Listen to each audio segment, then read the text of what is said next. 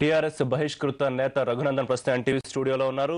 ఆయన్ని పార్టీ నుంచి సస్పెండ్ చేయడానికి దారితీసిన కారణాలేంటి, ఆయన పార్టీ మీద చేస్తున్న ఆరోపణలకు పక్క ఆధారాలు ఉన్నాయంటున్నారు రఘునందన్. ఆధారాలేంటి తెలుసుకునే ప్రయత్నం చేద్దాం. రఘునందన్ గారు, బ్రేక్ కి ముందు అనుకున్నట్టుగా గతంలో ఎన్నో ఉన్నా మీరు మనసులో పెట్టుకున్నారు, ఎప్పుడు బయటపడలేదు. ఇప్పుడు బయటపడ్డారు అంటే పార్టీలో మీరు హరీష్ రావు లాంటి నాయకులకి పోటీగా మారుతున్నారని వాళ్ళు భావించారా, లేకపోతే మీరు ఆయన పోటీ అనుకున్నారా, లేకపోతే పార్టీకి థ్రెట్ గా ఉన్న మీరు మారే పరిస్థితి గురించి మిమ్మల్ని బయట పంపించారా? ఆ సమాధానం నేను చెప్పిన దానికంటే వాళ్ళు చెప్తే బాగుంటుంది ఋషి గారు. ఎందుకంటే 2001 నుంచి నేను ఇందాకే చెప్పినట్టు 2004లో సీట్ ఇవ్వకపోతే కూడా నేను ఎక్కడ ఏమనలేదు సార్. క్రమశిక్షణ కలిగిన కార్యకర్తగానే పనిచేసుకుంటూ వచ్చిన. నేను ఎవరికి పోటీ కాదు సార్. నేను చాలా చిన్నవాడిని, సామాన్య కుటుంబం నుంచి వచ్చిన ఒక చిన్న కార్యకర్త. నేను అంతే. ఎదుగుదలని ఓరోలేక ఎవరైనా చేసిరేమో ఇట్లాంటి ఆరోపణలు అనేది వాళ్ళకు చెప్పాల్సినటువంటి అవసరం ఉంటుంది. ఎందుకంటే ఋషి గారు, నాకు పెద్ద బ్యాక్గ్రౌండ్ లేదు. మా అమ్మ నాన్న ఏం పొలిటికల్ పార్టీ పెట్టుకున్న వాళ్ళు కాదు. మా మేనమామలు మేనత్తలు ఎవరు ఎంపీలు ఎమ్మెల్యేలు కాదు. నాకు ఎవరో తయారు చేసిన నియోజకవర్గంలో బీఫామ్ ఇచ్చి తోలియలేదు పార్టీ నాకు 4 అవకాశాలు ఇచ్చిన అని చెప్పి ఇందాక పెద్దలు ఏదో ప్రకటిస్తున్నట్టున్నారు. పార్టీ అవకాశం ఇచ్చింది ఎప్పుడు? 2001లో జడ్పీటీసీ ఇచ్చింది ఋషి గారు. నాకు పార్టీ అవకాశాలు ఇవ్వలేదని నేను మాట్లాడతలేను. 2001లో నాకు పార్టీ అవకాశం ఇచ్చింది. పార్టీ పుట్టిన ఎన్ని రోజులకు మేము జడ్పీటీసీకి పోటీ చేసినాం? 100 రోజుల్లోపే ఎలక్షన్స్కి పోయినాం. నేను ఉండేది పటాన్చెరులో. నాకు ఇచ్చింది పటాన్చెరు జడ్పీటీసీ. పటాన్చెరు అనేది మీకు తెలుసు, ఆసియా ఖండంలోనే అతిపెద్ద పారిశ్రామిక వాడ. ఆడ పొట్ట తిప్పల కోసం వచ్చిన కార్మికులు అన్ని రాష్ట్రాలలో ఉంటారు, అన్ని ప్రాంతాల వాళ్ళు ఉంటారు. మరి ఆడ టీఆర్ఎస్ తరఫున పోటీ చేయడానికి ఎవరు రానప్పుడు నాకు బీఫామ్ ఇచ్చి పార్టీ పుట్టిన 50 రోజులకి నేను దరఖాస్తు కూడా పెట్టుకోలేదు. ఆ రోజు ఇచ్చిండ్రు. పార్టీ నన్ను గౌరవించింది, కాదని నేను అంటలేను. పోటీ చేసినాను.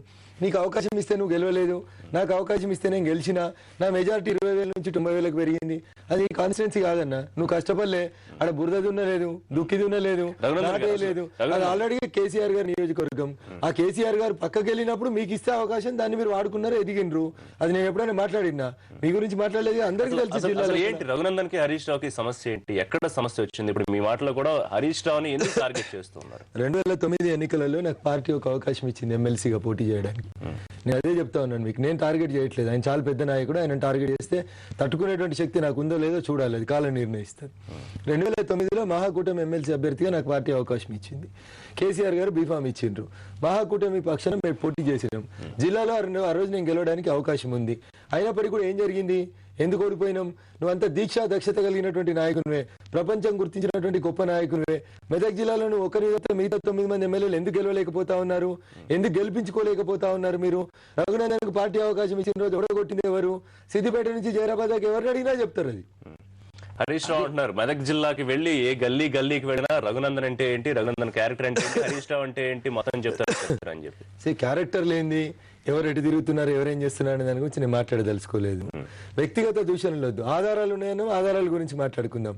పార్టీ ఎందుకు సస్పెండ్ చేసిందో కారణం చెప్పమంటే చెప్తలేరు. రకరకాలైనటువంటి కారణాలు చెప్పారు. చివరి కారణం ఏం చెప్తా ఉన్నారు?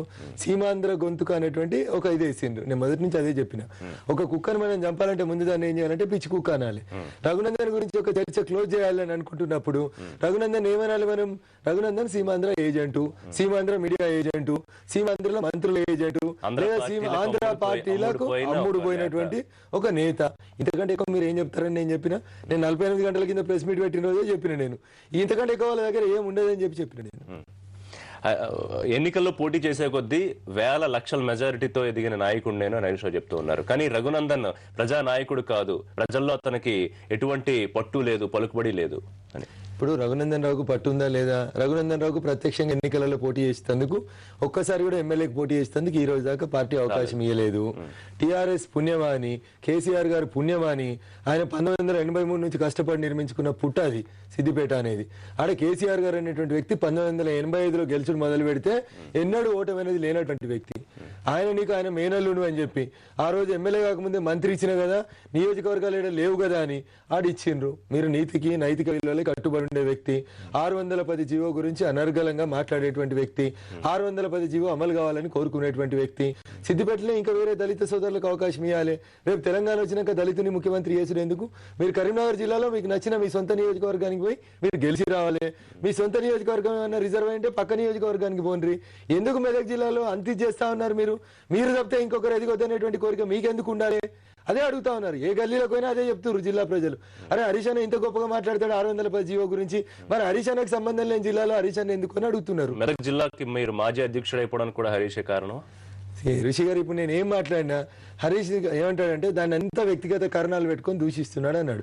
నిజంగా నేను ఎబిలిటీ లేని లీడర్ని అయితే, నాకు ప్రజలలో పట్టులేని నాయకుడిని అయితే, పార్టీ 2 సార్లు యూత్ ప్రెసిడెంట్గా, 4 సార్లు జిల్లా అధ్యక్షునిగా, ఇందాక పెద్దలు హరీష్ గారు చెప్పినట్టు ఒకసారి ఎమ్మెల్సీగా పోటీ చేసేందుకు ఎందుకు అవకాశం ఇస్తుంది ఋషి గారు? ఎవరిని ఏం చెప్తా ఉన్నారు? ఎవరిని బదనాం చేద్దాం అనుకుంటున్నారు? అది గమనించాలి. రఘు గారు, మొత్తం ఎపిసోడ్ లో కూడా మీరు పద్మాలయ ఇష్యూని హైలైట్ చేశారు. బ్లాక్ మెయిలింగ్ కోసం పిటిషన్ వేశాడు హరీష్ రావు. తర్వాత 80 లక్షల రూపాయలు అతనికి మొత్తం వ్యవహారంలో అందాయి. దానికి మొత్తం మీరు చాలా ఎపిసోడ్ చెప్పారు. మళ్ళీ అంతా మనం మాట్లాడుకోక్కర్లేదు. ఎందుకు మొత్తం పద్మాలయ ఎపిసోడ్ హైలైట్ చేశారు వ్యవహారంలో? సార్, ఒక పద్మాలయ కాదు సార్, నా దగ్గర ఉన్న ఆధారాలలో చాలా చెప్పినాను. మా మిత్రులు పద్మాలయ జిరాక్స్ అనుకుని కే రాఘవేంద్రరావు గారికి జిరాక్స్, సినిమాక్స్ కి సంబంధించినటువంటి జిరాక్స్ కూడా ఇచ్చింది. ఇంకా చాలా ఇష్యూస్. సినిమాక్స్ వ్యవహారం అంటే అది కూడా త్వరలో బయట పెడుతున్నారా లేకపోతే ఏంటి? నేను ఏమంటున్నానంటే చాలా కేసులకు సంబంధించి, చాలా ఇష్యూస్ కు సంబంధించి కొంత ఇన్ఫర్మేషన్ ఆయన చెప్పినాడు. నేను రాఘవేంద్రరావు గారు వేసిన సినీ స్టూడియోకి సంబంధించి నేను ముఖ్యమంత్రికి లెటర్ రాసిన, రెవెన్యూ మంత్రికి రాసిన, అన్ని అయిపోయినాయి. మళ్ళీ ఇటీవల కాలంలో రసమయ్య బాలకిషన్ గారు కూడా దాని మీద కేసు వేసారు. ఆయన కేసు వేస్తే ఎవరు వద్దంటున్నారు? కేసు విత్డ్రా చేసుకోమని ఎవరు చెప్పిండ్రు? నేను రాజశేఖర రెడ్డికి వ్యతిరేకంగా గంట సేపు అసెంబ్లీలో గట్టిగా మాట్లాడినా అని చెప్పిండు. అదే రాజశేఖర రెడ్డి మంత్రివర్గంలో మీరు మంత్రిగా ఉన్న రోజు పోతారెడ్డిపాడు హెడ్ రెగ్యులేటరీని వెడల్పు చేసిన, ఎత్తు పెంచిన, దాని సామర్థ్యాన్ని పెంచిన, ఆ రోజు కేబినెట్ మంత్రిగా ఉన్న మీరు ఎందుకు రాజీనామా చేయలేదు? రాజశేఖర రెడ్డిని అంత గట్టిగా నిలదీసింది మీరు వాస్తవమే అయితే తెలంగాణ ప్రయోజనాలకు అన్యాయం జరుగుతుంది. పోతారెడ్డిపాడు, పులిచింతల, పోలవరం గురించి ఇంత గట్టిగా మాట్లాడుతున్నామే మనం. పోతారెడ్డిపాడు హెడ్ రెగ్యులేటరీ సామర్థ్యాన్ని పెంచుతూ రాష్ట్ర ప్రభుత్వం నిర్ణయం తీసుకున్న రోజు కేబినెట్ లో మీరు మంత్రిగా ఉన్నారా లేరా? తర్వాత పోతారెడ్డిపాడు హెడ్ రెగ్యులేటరీ నిర్మాణానికి సంబంధించి అక్కడికి విజిట్కి వెళ్ళిన రోజు, ఆ రోజు ఎవరెవరు పోయినరు? ఒక కర్ణకి ప్రభాకర్ గారు పోయినట్టు గుర్తు నాకు, ఇంకొకరు మందాడి సత్యనారాయణ రెడ్డి గారు ఒక ఎమ్మెల్యే పోయినట్టు గుర్తు, ఇంకొంతమంది పార్టీ నాయకులు ఎవరు ఆ జిల్లాకు సంబంధించిన వాళ్ళు, నిరంజన్ రెడ్డి గారు కూడా పోయినట్టు గుర్తుంది నాకు. మిగతా మరి మీరు ఎవరు పోలేదే? పోతారెడ్డిపాడు హెడ్ రెగ్యులేటరీని సామర్థ్యాన్ని పెంచినప్పుడు మరి ఆ జిల్లాలకి, ఆ నీళ్లు వస్తున్నటువంటి జిల్లాలకి అన్యాయం జరుగుతుందని మీరు అంత గట్టిగా ఎందుకు రాజీనామా చేసి రాలేదు? గది చెప్పాలి హరీష్ అన్న. ఏదో మాటలు మార్చి నేను గొప్ప నాయకుని ఎదిగిపోయినా, నాకు 90,000 మెజారిటీ వచ్చింది, రేపు కూడా చూద్దాం 2014లో. మొన్న 90,000 మెజారిటీ 95,000 అవుతుందా, 25,000కి వస్తుందా చూద్దాం. ప్రజలు తీర్పిస్తారు కదా దానికి. వసూళ్లు చందాలని చెప్తూ కవిత ఒక్కొక్కళ్ళు ఒక్కొక్క విభాగం, కవిత సినిమా వాళ్ళని, లేకపోతే కేటీఆర్ ఇండస్ట్రియలిస్టులు, లేకపోతే హరీష్ రావు విద్యా సంస్థల్ని దోచుకున్నారు. కానీ కేవలం ఎందుకు హరీష్ గురించి మాట్లాడుతున్నారు? ఎందుకు కవిత గురించి, కేటీఆర్ గురించి రఘునందన్ గట్టిగా మాట్లాడలేదు? రిషి గారు, ఒకటే రోజు అందరి మీద మాట్లాడి ఒకే రోజు 100 డాక్యుమెంట్స్ ఇవ్వడం వల్ల ఫలితం ఉండదు. నేను ఏమన్నాను ఇందాక, నేను ఇచ్చింది పద్మాలయ స్టూడియోస్ జిరాక్స్ అనుకుని మా మిత్రుడు దాన్ని రాఘవేంద్రరావు గారి సినిమాక్స్ కి సంబంధించి ఇచ్చినాడు. అట్లా చాలా మందికి సంబంధించి, టీఆర్ఎస్ అగ్రనాయకత్వాల్లో చాలా మందికి సంబంధించి చాలా డాక్యుమెంటరీ ఎవిడెన్స్ ఉంది. ఆ డాక్యుమెంటరీ ఎవిడెన్స్ ని ఒకదాని తర్వాత ఒకటి ఇస్తా అని చెప్పినాను. నేను అందుకనే ఏమన్నాను, ప్రెస్ మీట్ లో ఎవరో ఒక సోదరుడు ఒకటే రోజుకి అందరు తిట్టినట్టు నువ్వు కూడా తిట్టి వెళ్ళిపోతావు అన్న అని అడిగితే నేను చెప్పినాను, అట్లా కాదు మిత్రమా, కంటిన్యూస్ గా నా దగ్గర ఉన్నటువంటి అన్ని కూడా ప్రజలకు తెలవాలని చెప్పినాను. నేను సీమాంధ్ర గొంతుక కాదని మళ్ళీ చెప్తా ఉన్నాను. తెలంగాణ ఉద్యమం పేరిట, తెలంగాణ రాష్ట్ర సాధన అనేటువంటి పేరిట కొంతమంది వ్యక్తులు చేస్తున్నటువంటి వ్యాపారాన్ని, కొంతమంది వ్యక్తులు చేస్తున్నటువంటి ఇల్లీగల్ యాక్టివిటీస్ ని బయటి ప్రపంచానికి చెప్పాల్సినటువంటి అవసరం ఉందని ఫీల్ అయినాను. బయటి ప్రపంచానికి చెప్తా ఉన్నాను. సో త్వరలో కేటీఆర్ గురించి, కవిత గారి గురించి, ఇంకా మిగతా నాయకుల గురించి కూడా నిజాలు బయటపెట్టే అవకాశం 100% సార్. కుటుంబ పార్టీ అని మిగతా రాజకీయ పార్టీలు విమర్శిస్తున్నట్టు, కొన్ని ఉద్యమ సంఘాలు విమర్శిస్తున్నట్టు, పూర్తిగా టీఆర్ఎస్ అనేది కుటుంబ పార్టీ. అదోసారి మరోసారి మీరు బలంగా చెప్పగలుగుతారా? మిగతా రాజకీయ పార్టీలు కుటుంబ పార్టీలే కదా అని నేనే చాలా సందర్భాల్లో మీతో వాదించిపోయినా ఋషి గారు. సోనియా గాంధీ దగ్గర నుంచి, ఇందిరాగాంధీ దగ్గర నుంచి, రాజీవ్ గాంధీ, రాహుల్ గాంధీ అందరూ కూడా వాళ్ళు కూడా వారసత్వమే వస్తుంది కదా సార్. ఈడికి వస్తే చంద్రబాబు నాయుడు గారు, బాలకృష్ణ గారు, హరికృష్ణ గారు, పురంధరేశ్వరి, లోకేష్లు, జూనియర్ ఎన్టీఆర్లు అందరూ రాజకీయ పార్టీలలో కుటుంబ పాలనే వస్తుంది కదా సార్ అని నేను కూడా మీతో చాలాసార్లు వాదించిన ఋషి గారు. కానీ వాటికి మీటికి ఒక తేడా గమనించాలి మీరు. వేరే వాళ్ళు ఎవరు అడగలేదు, మళ్ళీ నేనే అడగాల్సి వచ్చినందుకు బాధపడుతున్నాను. టీఆర్ఎస్ పార్టీ పెట్టిన రోజు గౌరవనీయులు కేసీఆర్ గారు ఒక మాట చెప్పిండ్రు, మియా బీవీ తప్పితే ఎవరని లేము, మా కుటుంబమే తెలంగాణ కుటుంబం, నా కుటుంబం నుంచి భవిష్యత్తులో ఎవరు పోటీ చేయరు, నేనే మిమ్మల్ని అందరినీ కుటుంబ సభ్యులుగా చూసుకుంటా అని చెప్పిండ్రు. ఆ రోజు మీరు చెప్పినటువంటి మాటలనే నేను ఈరోజు అడుగుతా ఉన్నాను. మియా బీవీ తప్పితే ఎవరిని తీసుకురానన్నటువంటి మీరు ఆ తర్వాత ఎవరెవరిని తీసుకొచ్చిండ్రు, ఎందుకు వస్తా ఉన్నారు, వాళ్ళు వచ్చి మిగతా వాళ్ళని ఎందుకు ఇబ్బంది పెడతా ఉన్నారు, ఉద్యమంలో పనిచేస్తున్నటువంటి వాళ్ళు గొంతుకలు ఎందుకు వస్తా ఉన్నారు అని అడుగుతా ఉన్నాను. మిగతా ఏ రాజకీయ పార్టీ కూడా నా కొడుకుని ఎమ్మెల్యే చేయ, నా కూతురుని ఎంపీ చేయ అని చెప్పి ఎన్నడూ ప్రెస్ మీట్ పెట్టి చెప్పలే. కరుణానిధి కుటుంబం చెప్పలే, సోనియా గాంధీ గారి కుటుంబం చెప్పలే, ఇంకా వేరే తెలుగుదేశం పార్టీలు చెప్పలేదు. ఎవరని చెప్పినాం? మనం చెప్పినాం. ఉద్యమాల కోసమే పుట్టినాం, తెలంగాణ ప్రజల కోసమే పుట్టినాం, పదవులు అవసరం లేదన్నారు. మరి ఇలా పదవులు ఎవరు తీసుకుంటున్నారు, ఎవరు తీసుకుంటలేరు? మిగతా పార్టీలకి ఈ పార్టీకి మధ్యన ఆ తేడా గమనించాలి. మిగతాయి పక్తు రాజకీయ పార్టీలు రాజకీయం చేసేందుకే పుట్టినాయి, రాజకీయ నాయకులు పెంచి పోషించేందుకే పుట్టినాయి అవి. కానీ మనం ఒక ఉద్యమం అనేటువంటి ఒక బృహత్తరమైనటువంటి ఆశయం కోసం వచ్చినామని చెప్పినాం. హరీష్ గారు కూడా గౌరవనీయులు బాగా గొప్పగా చెప్పిండ్రు, నేను నైతిక విలువలకు కట్టుబడి ఉన్నటువంటి మనిషినని. నీకు ఈరోజు ప్రపంచవ్యాప్తంగా గొప్ప గుర్తింపు వచ్చిందని చెప్పినావు. జీవితకాలం పోటీ చేయకుండా ఓ మందకృష్ణ మాదిగ గారి లాగా లేదా ఆర్ కృష్ణయ్య గారి లాగా నీ మేధావితనాన్ని పార్టీ అభివృద్ధికి వాడు. చాలా మంది ఉన్నారే సిద్దిపేట గడ్డ మీద ఉద్యమాలు చేసిన వాళ్ళు, 600 జీవో అమలు చేస్తే సిద్దిపేటలో పోటీ చేయాల్సిన వాళ్ళు చాలా మంది ఉన్నారే. వాళ్ళందరికీ అవకాశం ఇవ్వన్నా, తప్పేముంది? నైతిక విలువలకు కట్టుబడి ఉండు. నీ మీద ఆరోపణలు వచ్చినప్పుడు వదిలేసాయి. ఎందుకు ఎమ్మెల్యే పదవి లేకపోతే నువ్వు బతకలేవు ఒక్క నిమిషం? దానికోసం ఎందుకంత వెంపర్లాట? ఎల్పీ లీడర్ ఈటల రాజేందర్ ఉండనియండి, ఎల్పీ లీడర్ ఇంకొకరు విజయరామారావు గారు కానివ్వండి, అంతకుముందు ఇంకెవరో చాలా మంది ఎల్పీ లీడర్లు ఉన్నారు. వాళ్ళు ఎవరైనా ఏనాడైనా అసెంబ్లీలో గొంతిప్పి గట్టిగా మాట్లాడినరా? ఎందుకు మాట్లాడి వాళ్ళందరినీ? అసెంబ్లీలో నువ్వే మాట్లాడాలి, మీడియాలో నువ్వే మాట్లాడాలి, నువ్వే మాట్లాడాలి. మాట్లాడకపోవడానికి కారణం కేవలం హరీష్ రావేనా, పార్టీలో ఇంకెవరు కాదు? అది వాస్తవం కాదా సార్? అది ఇవాళ నేను మాట్లాడితే ఆరోపణలా కనబడుతుంది. ఎందుకు కొప్పులేశ్వర్ గారు అని 3 సార్లు గెలిచిన ఎమ్మెల్యే గారు ఉన్నారు. ఎస్సీ ఎస్టీ సబ్ ప్లాన్ మీద ఆయన ఎందుకు మాట్లాడారు? ఎందుకు మాట్లాడినారు? ఆయనను 3 సార్లు గెలిచిన ఆయన కూడా సీనియర్ ఎమ్మెల్యేనే. అన్ని హరీష్ గారు ఎందుకు మాట్లాడాలి? ఎందుకు? ఇష్యూ ఏంది అక్కడ? ఏం జరుగుతుంది అంటే అన్ని నువ్వే, అంతా నేనే, ప్రపంచం అంతా నేనే తప్పితే ఇంకెవరేం లేదా? పెద్దలు నల్లోల ఓదల్ గారు ఉన్నారు అక్కడనే, కొప్పుల ఈశ్వర్ గారు ఉన్నారు అక్కడనే, చాలా మంది ఉన్నారు మాట్లాడడానికి. అవకాశం ఎందుకు ఇవ్వవు? ఎవరు ఎందుకు ఎదగొద్దు? ఏక వ్యక్తి కేంద్రీకృతం ఎందుకు కావాలి? అది అడిగితే తప్పు అని అంటే ఎట్లా? అది సరి అయింది కాదు. కేసీఆర్ ఈ మధ్య మొత్తం స్ట్రాటజీ మార్చారు. 100 ఎమ్మెల్యే సీట్లు, 15 ఎంపీ సీట్లు. 2014లో తెలంగాణ దళితుడు ముఖ్యమంత్రి కాదని మీరు గంటాపదంగా చెప్తున్నారు, ఎందుకు? సరే, ఇప్పుడు హరీష్ రావు గారు నిజామాబాద్ జిల్లా ఆరుమూరులో జరిగినటువంటి తెలంగాణ రాష్ట్ర సమితి వార్షికోత్సవ సభ లోపల వారు తీర్మానాన్ని ప్రవేశపెట్టిండ్రు. తెలంగాణ రాష్ట్ర ఏర్పాటు అనేది ఆర్టికల్ 3 ద్వారా కేంద్ర ప్రభుత్వం తీసుకోవాల్సినటువంటి ఒక రాజకీయ నిర్ణయము అని చెప్పిండ్రు. ఆ రాజకీయ నిర్ణయం ఎట్లొస్తుంది, ఎట్లా రాదు అనేది వారికి తెలుసు, ప్రపంచం ఉన్నటువంటి అందరికీ కూడా తెలుసు. కాబట్టి కేంద్ర ప్రభుత్వంలో ఏది ఉంటే అది యూపీఏనా, ఎన్డీఏనా, కాంగ్రెసా, బీజేపీయా, ఏ పార్టీ అధికారంలో ఉంటే ఆ పార్టీ తీసుకోవాల్సినటువంటి ఒక రాజకీయ నిర్ణయం. దాన్ని మేము యాచించం, దాన్ని మేము శాసిస్తాం. అంటే 2004లో ఏం శాసించినాం, 2009లో ఏం శాసించినాం, 2014లో ఏం శాసించబోతున్నారు అనేది ప్రజలు చూస్తూ ఉన్నారు. ఒక్కటి మాత్రం వాస్తవం రిషి గారు, తెలంగాణ గడ్డ మీద పుట్టిన ప్రతి ఒక్కరికి కూడా తెలంగాణ రాష్ట్రం ఏర్పడాలనేటువంటి ఒక బలమైన ఆకాంక్ష ఉంది. దాంట్లో ఎవరికి ఎట్లాంటి సందేహం అవసరం లేదు. కానీ ఉద్యమాన్ని వ్యాపారంగా మార్చి ఉద్యమాన్ని మనం ఇబ్బందులు పెట్టేటువంటి కార్యక్రమాన్ని చేస్తా ఉన్నాం. హరీష్ గారు నా మీద ఇంత గట్టిగా మాట్లాడుతూ ఉన్నారు కదా, నేను సీమాంధ్ర గొంతుకైనా మాట్లాడుతూ ఉన్నారు కదా. మీ మొబైల్ నెంబర్, నా మొబైల్ నెంబర్ 2 కూడా సిబిఐకి ఇద్దాం. సిబిఐ దగ్గరికి ఇచ్చి 2001 నుంచి నేను అదే ఫోన్ వాడుతున్నా, 2004లో మీరు మంత్రి అయినాక అదే ఫోన్ వాడుతున్నారు. ఆ రోజు నుంచి ఈ రోజు దాకా ఎవరు సీమాంధ్ర నాయకులతో ఎన్నిసార్లు మాట్లాడినరు, ఎవరు మంత్రులతో మాట్లాడిరు? 2009 ఎన్నికల కంటే ముందు కాంగ్రెస్ అధిష్టానంతో కేవీపీ రామచంద్రరావు గారితో అధికారికంగా అనధికారికంగా మీరు ఎన్నిసార్లు మాట్లాడిరు? ఎన్నిసార్లు కాంగ్రెస్ ఏ అభ్యర్థిని పెట్టమంటే మీరు ఎవరెవరిని పెట్టడానికి ఎన్నెన్ని ఒప్పందాలు చేసుకున్నారు? సిబిఐ దగ్గరకు నేను ఒక దరఖాస్తు ఇస్తా, 2001 నుంచి నా టెలిఫోన్ నెంబర్ తీసుకొని ఎవరెవరితో నేను ఎన్ని నిమిషాలు మాట్లాడినా, ఎన్ని గంటలు మాట్లాడినా అనేది నేను ఒక దరఖాస్తు ఇస్తా. మీరు కూడా 2009 ఎన్నికల కంటే ముందు ఎవరెవరితో మాట్లాడినరు, ఎవరెవరితో మాట్లాడలేదు అనేది మీ అధికారిక ఫోన్ నెంబర్ ఏంది, మీ అనధికారిక ఫోన్ నెంబర్ ఏంది? 2 నెంబర్లు కూడా సిబిఐకి ఇయ్యండి. కాల్ హిస్టరీ తీసుకుందాం, కాల్ డేటా తీసుకుందాం. 2009 ఎన్నికల కంటే ముందు పొత్తుల సందర్భంగా కానీ, పొత్తుల తర్వాత కానీ, ఆ తర్వాత కానీ మీరు ఎవరితోటి మాట్లాడినారో, ఎవరితోటి మాట్లాడలేదు అనేది సిబిఐకి చెరొక దరఖాస్తు ఇద్దాం. కాల్ లిస్ట్ వచ్చేదాకా ఓపిక పడదాం.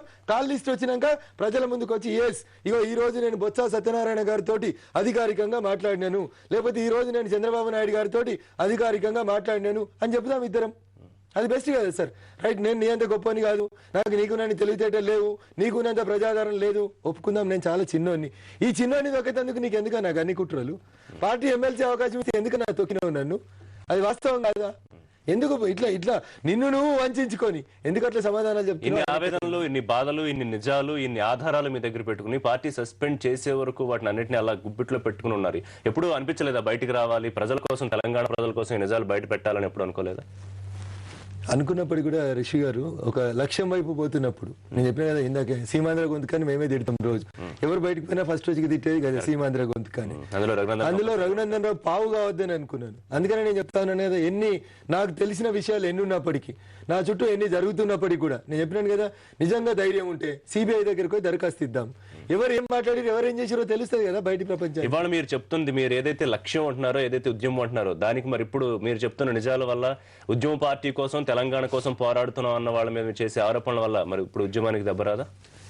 మౌలికంగా అది కొంత నన్ను మనసులో వేధిస్తున్నప్పటికీ కూడా రిషి గారు, ఇక్కడ జరుగుతుంది, నేను అదే చెప్తా ఉన్నాను. 2001 నుంచి తెలంగాణ ఉద్యమాన్ని నమ్ముకొని స్వచ్ఛందంగా ముందుకు వచ్చిన వాళ్ళందరినీ దయచేసి ప్రమోట్ చేయండి అన్నాను.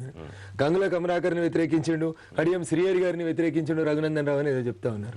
వ్యక్తిగా నేను ఎవరిని వ్యతిరేకించలేదు. నేనేం చెప్పినాను, ప్రతి గోడ మీద మీకు ఎక్కడ జై తెలంగాణ అని పింక్ కలర్ తోటి కనబడ్డా అది రాసిన సోదరుడు చింతాస్వామి అనే ఒక దళిత సోదరుడు, స్టేషన్ గన్పూర్ నియోజకవర్గానికి సంబంధించినటువంటి మిత్రుడు.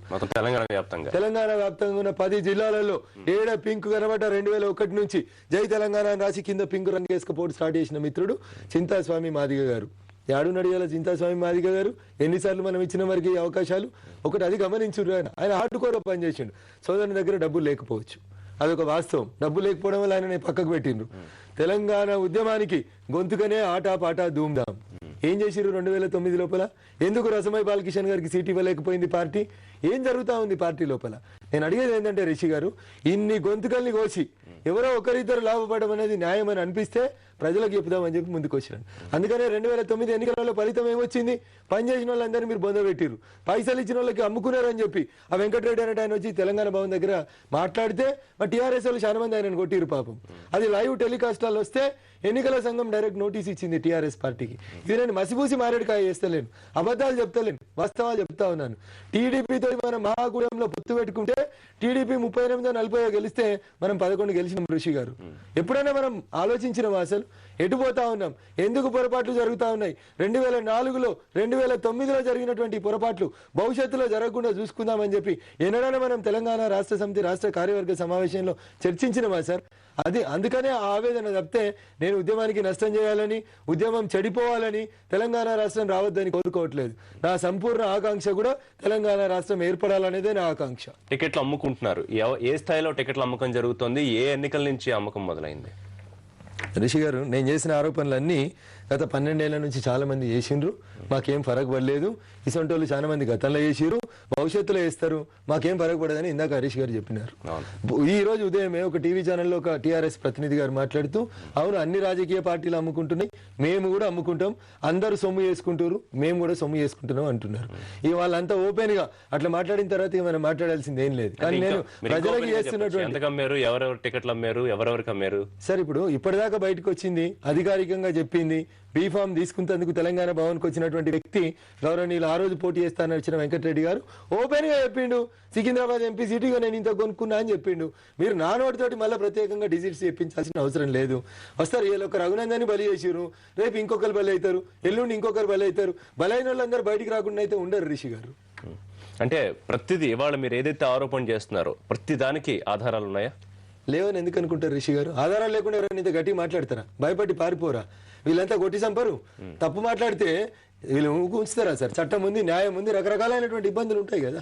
కాబట్టి సవాలే లేదు. నేను మాట్లాడే ప్రతి మాటకి నా దగ్గర ఆధారం ఉన్న తర్వాతనే మాట్లాడుతున్నాను. అంటే మీరు ఏది చెప్పారో, వసూళ్లు కానివ్వండి, లేకపోతే చందాల పేరుతో తీసుకున్న కానివ్వండి, లేకపోతే మీ దగ్గర ఉన్న సీడీలు కానివ్వండి, సీడీలు ఎట్లా తయారయ్యాయి? అంటే సీడీలు కొన్ని ప్లాన్ చేసి ఏమైనా చేసినవా, లేకపోతే సీసీ కెమెరాలో రికార్డ్ అయినవా? ఎట్లా సీడీలు ఎట్లా తయారయ్యాయి? రిషి గారు, తెలంగాణ ఉద్యమాన్ని కాపాడుకోవాలనేటువంటి ఆకాంక్ష ఉన్న వాళ్ళు చాలా మంది ఉన్నారు. రఘునందన్ రావు ఎప్పుడు పోయి ఆడ సీడీ రికార్డ్ చేసుకోవాల్సిన అవసరం లేదు. చాలా మంది మిత్రులు చాలా సందర్భాల లోపల ఇట్లాంటి పెద్ద మనుషులు చేస్తున్నటువంటి మంచి పనులని మీరు ఎక్కడెక్కడైతే ఏమేం చేసిర్రు, అవి సీసీ కెమెరాల ఫుటేజీలు కావచ్చు, ఇంకా ఏమైనా కావచ్చు, రకరకాలైనటువంటి సందర్భాల్లో తీసుకొచ్చి అక్కడ సందర్భోచితంగా వాడుకున్నటువంటి ఉన్నాయి. ఒకసారి ఒక అవకాశం వచ్చినప్పుడు కొంతమంది వ్యక్తులు కొందరిని కలిసి ఆ సీడీలు చూపించడం ఇవ్వడం జరిగింది. దానికి సంబంధించి నేనేదో ప్రత్యేకంగా ఆ సీడీలో నువ్వు ఉన్నావంటే నువ్వు కూడా భాగస్వామిగా కదా అని చెప్పి ఒక మిత్రుడు ఎవరు మాట్లాడుతున్నారు. ఇంకా నేను ఏడబోయి సీడీ రికార్డ్ చేసుకొచ్చుకోలేదు, నేను ఏడో సీడీలు తయారు చేసుకోలేదు, నాకు అవసరం లేదు, అగత్యం కూడా లేదు నాకు. రైట్, కంటిన్యూ చేద్దాం. చిన్న బ్రేక్ తీసుకుందాం. ఇప్పటివరకు తన మనసులో ఎంత ఆవేదన ఉన్నా ఉద్యమం కోసం, ఉద్యమం వెళ్తున్న లక్ష్యం కోసం ఇప్పటివరకు మనసులో అడిగి పెట్టుకున్నాను, కానీ ఇక చెప్పాల్సిన సమయం వచ్చింది కాబట్టి బయట పెడుతున్నారంటున్నారు రఘునందన్. ఒక చిన్న బ్రేక్ తర్వాత మరిన్ని విశేషాలు తెలుసుకునే ప్రయత్నం చేద్దాం.